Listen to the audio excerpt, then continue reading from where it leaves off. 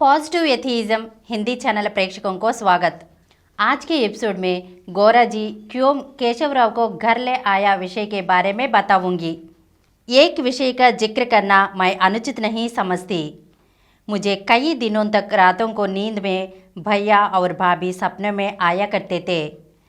मेरे मन में कहीं न कहीं हिंदू धर्म के विश्वासों का असर था। मुझे इस बात की शंका थी कि भैया और भाभी की आत्माएं मुझसे कुछ कहना चाह रही हैं, इसलिए मुझे इस तरह से सपने में भी दिख रहे हैं। गौरा जी के द्वारा बताए गए हर बात मुझे अच्छे और सही लगते थे। उनका कहना यह था कि मरे हुए लोगों की आत्माएं कहीं और नहीं रहती और मारे हुए लोगों को ढूंढना बेवकूफ़ी है। जब मैं तार्किक रूप से इसे सोचती तो मैं उसे स्वीकार करती थी, लेकिन मानवों में कुछ कमजोरियां इस तार्किकता से परे होती हैं। इसलिए मेरे अंदर की कमजोरियों को दूर करने के लिए गौरा जी एक दिन श्री पंडरंगी केशवराव जी के घर मुझे ले गए। वे आत्माओं से बात करने के लिए बहुत ही प्रसिद्ध थे। गौरा जी ने मुझे पहले कुछ नहीं बताया था। भोजन के उपरांत रात हम तीनों बैठे थे। प्लान शीट नामक 4 अंगुल ऊंचा, 4 अंगुल चौड़ा और 8 अंगुल लंबा एक मेज था। यह त्रिकोण आकार में होता है।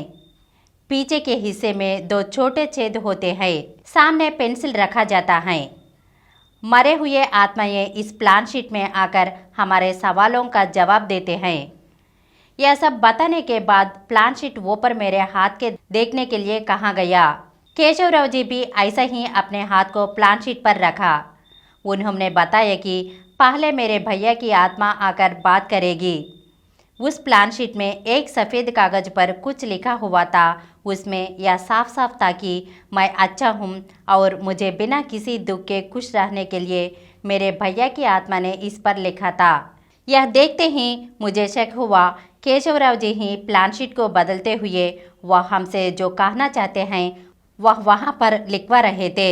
मेरे मन में जो शक पैदा हुआ उसे मैंने ऊपर कह दिया।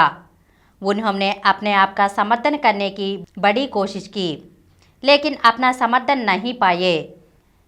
इतने में मेरी भाभी जी से भी बात करवाने के लिए गौरा जी ने कहा। मुझे लगा मेरे भाभी को अंग्रेजी नहीं आती थी, इसलिए उनकी आत्मा तेलुगु में ही लिखेगी। लेकिन जब उन्होंने लिखाना शुरू किया था तो मेरी भाभी का संदेश भी अंग्रेजी में ही था।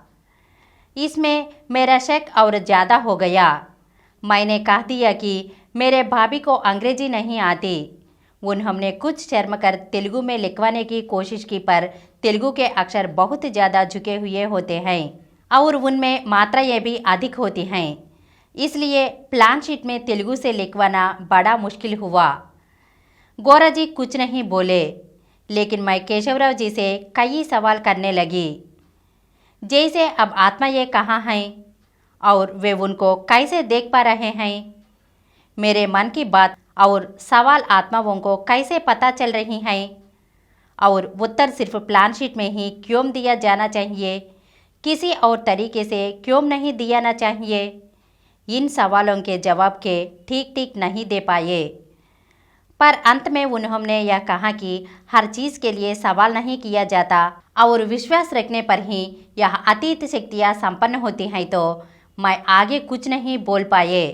रात को उनके चले जाने के बाद मैंने गौरा जी से सवाल किया। जवाब में गौरा जी ने कहा कि केशवराव जी एक समय बहुत अच्छे और अमीर आदमी थे, परंतु आर्थिक रूप से कमज़ोर हो जाने की वजह से ज्योतिष के रूप में आत्माओं से बात करने के नाम पर अपनी आजीविका चला रहे हैं।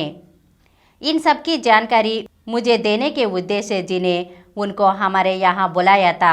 यह सुनने के बाद मैंने गौरा जी से सवाल किया कि इन सब की सूचना मुझे उन्होंने पहले क्यों नहीं दी। गौरा जी का कहना था कि कुछ चीज़ों को खुद अनुभव के आधार पर जानना बहुत जरूरी है, इसलिए इनकी जानकारी मुझे पहले नहीं दी। इस घटना से मेरे मन में जहाँ कहीं भी बची हुई छोटी मोटी शंकाएं दूर हो गई। मारे हुए लोगों की आत्माएं कहीं ना कहीं रहती हैं, ऐसा सोचना बेवकूफ़ी है। इस तरह इस घटना से मुझे बहुत फ़ायदा हुआ और मैं दृढ़ भी हुई। अगले एपिसोड में फिर मिलेंगे। धन्यवाद।